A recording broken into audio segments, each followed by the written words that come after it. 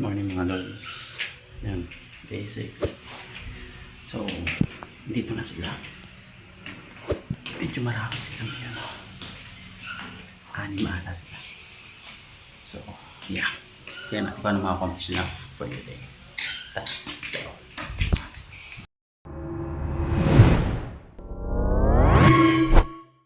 Ayun, dumating na yung mga workers natin. May kasama silang bago. So, yung anak ni contractor ni Kuya Atan, may pasok na daw. So, iba yung sinama nila. Pero syempre, I think expert din yun kasi welding na sila. Maglalagay na sila ng mga trusses. So, yun. Let's see kung ano ma-accomplish nila for today. So,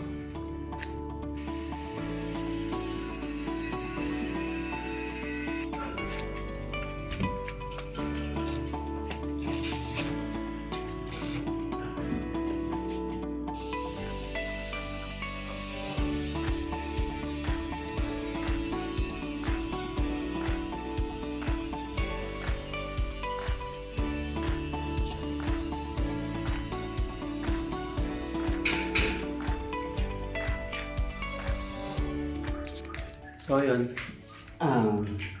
receive ulit tayo ng panibagong listahan ng materials na kailangan orderin. I think second to the last batch na to. So mamaya natin kontakin yung hardware para ma-order sila lahat at mapa-deliver na rin bukas ng tanghali or hapon.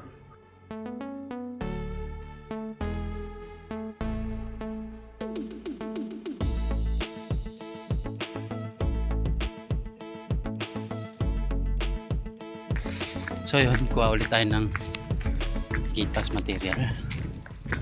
Gate pass para sa materials. Third batch. So yung mga bubong naman yun. So tara, kuha tayo dito. So dito yung opisina ni engineer. So ayun, nakakuha na pala yung workers natin ang permit kanina. And hindi na communicate dun sa lead contractor natin. Sumama kasi ako sa pagbili ng materials. And tinawagan namin kanina habang nasa hardware. Nakuha na ng permit. Yung pala, nakakuha na. Pero need ng perma ko. So, kunin natin sa bahay yung permit para mapirmahan and mabigay dun sa engineering office and mapapotocopy. Yun lang. Medyo mahigpit talaga kasi dito. Hindi talaga na pinapapasok hanggat walang permit. So yun. So yun, nakakuha na tayo ng permit. Nagpayong na ako kasi tirik na yung araw. Tirik yung araw. Pero thank God kasi mga ganitong panahon mas marami silang magagawa. So yun, nagpayong na ako kasi sobrang init talaga. So yan, tara, bigyan natin ito sa guard para makalagpas na yung materialis natin dun. Let's go. Nababa na yung mga yero.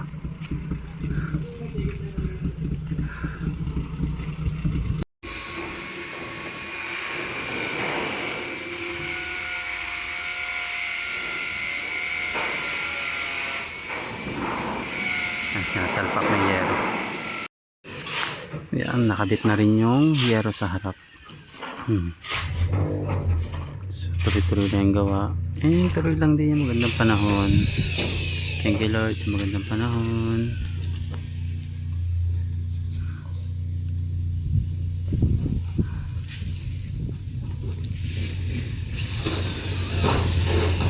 Let's go.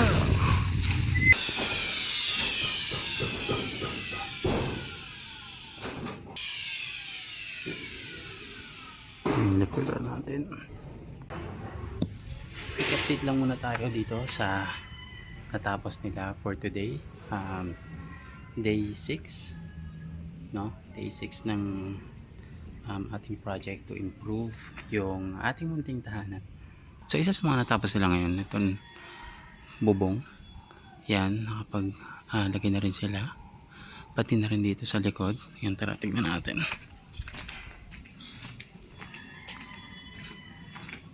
So yan, nailapat na rin nila yung bubong. Nataasan na rin yung mga pader ng ilang layers. Ito, na-achieve na nila yung 2, 4, 6, 8 layers siya. eh nabuhusan na rin yung mga forma dito. Yan, itong isa tsaka itong isa. So yun din, napormahan na nila. Almost tapos na sila dito sa pader. Ang kulang na lang ata dito kapag natanggal nila yan is palitada. Syempre smooth finish dito and then rough finish yung sa bandang likod. And then ganun din dito, natakpan na nila yung pinaka siwang dun sa tulong dulo. Ayan, so bubuhusan pa nila yung mga awang na yun. May mga awang, bubuhusan pa nila yan for sure. And then same din sa bakod, smooth finish dito and then rough finish dun sa likod. So tingnan natin yung pinaka output nila sa mismong harap ng bahay. Okay, ito yung pinaka natapos nila. Ayan, medyo mas malaking pagbabago compared last week kasi I think dahil mas marami yung workers na ngayon. Yan, na-deliver na rin pala yung mga iba pang materyales and umorder pa kami ngayon for the last batch. I believe sana last batch na siya dahil wala na akong budget. So yun lang for today, na-order ko na rin yung last batch na material. Sana last batch na nga siya. And i-deliver siya bukas. And later, i-discuss ko yung kung magkano inabot ng materyales so far and magkano nang naggastos natin as of day 6 ng project natin dito sa bahay. So yun lang, mag-grocery muna ako saglit. See you later. Peace. Okay, kakabalik lang natin mula sa grocery. Ayan, nakapag-grocery tayo kahit paano. Pang-stock ng ilang araw. And ngayon, isi-share ko na sa inyo yung gastos natin for the second batch ng materials natin. And kung magkano yung kinote sa atin ng hardware na pinagkukunan natin for the third batch ng materials. So kinumpute ko na tong 4 na resibo. Galing siya sa magkakaibang hardware. Pero yung pinakamalaki dito, galing talaga siya sa hardware na pinag-orderan namin ng mga materyales. Etong isa naman, which is yung composition ng bubong, tsaka yung flashing and gutter, nanggaling siya sa ibang hardware kasi dun lang yung mas mura. So nirecommend siya ng contractor natin. Thankful talaga ako sa contractor namin kasi panay ang recommend niya kung saan nga kumakamura. So concerned din talaga siya sa kanyang mga client. And then ito, yung mga simpleng materials lang naman na binili ko lang dyan sa malapit na hardware. So nung kinumpit ko siya, nag-total siya ng 29,081.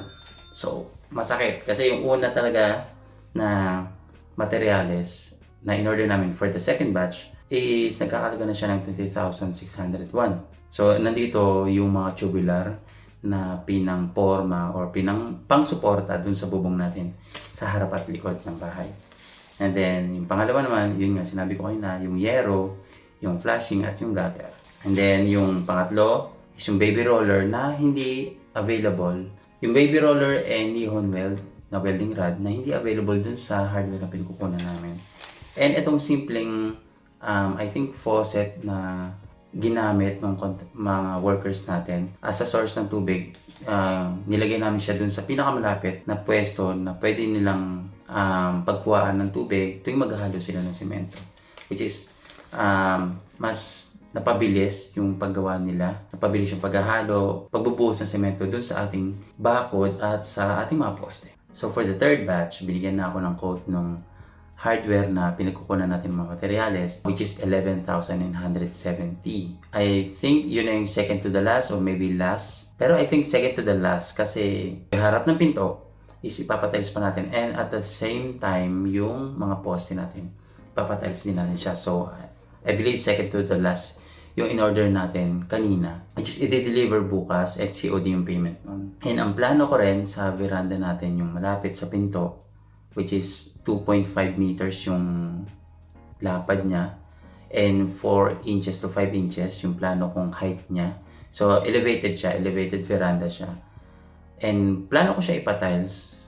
Wala pa nga lang akong quote na nakuha kay kuyang contractor. Kasi per square meter pala ang kanilang kontrata sa ganun kapag gusto mo siya ipa-tiles. Pero yung pagpapatiles ng poste is kasama naman na sa initial contract natin, which is thankful ako kasi usually kasi pinubuhod na nila yung pagta-tiles. Talaga whether sa poste siya or sa flooring. Well, in all honesty, nabibilisan ako. Pero nung kinonsult ko rin yung kuya ko na batak sa construction, malamang sa malamang talaga, mabilis siya kasi marami siyang inahire na tao. Wala namang kaso sa akin yun. Medyo na nag-overthink lang ako na baka na madali nila masyado yung paggawa ng bahay or yung pagko-construction ng bakod. And baka binarabara yung paggawa. Pero so far naman, sa tingin ko naman is quality naman yung gawa nila, and mabait kasi si contractor, so kino-communicate niya lahat sa akin kung ano yung concern ko, ano yung concern niya, ano yung mga kailangan pa materials, etc. etc. So far, happy ako sa progress ng ating construction, sa pagpapaganda ng ating munting tahanan, and praying, hoping na magkaroon pa ng more blessings sa atin, and para mapagawa natin and mapaganda pa natin ang gusto ang ating unit, no? So, yun lang mga lods. Maraming salamat sa suporta, and till next update sa ating house construction project 1 or project 2, whatever. Project 1 na lang siguro. So, yun lang. Peace out.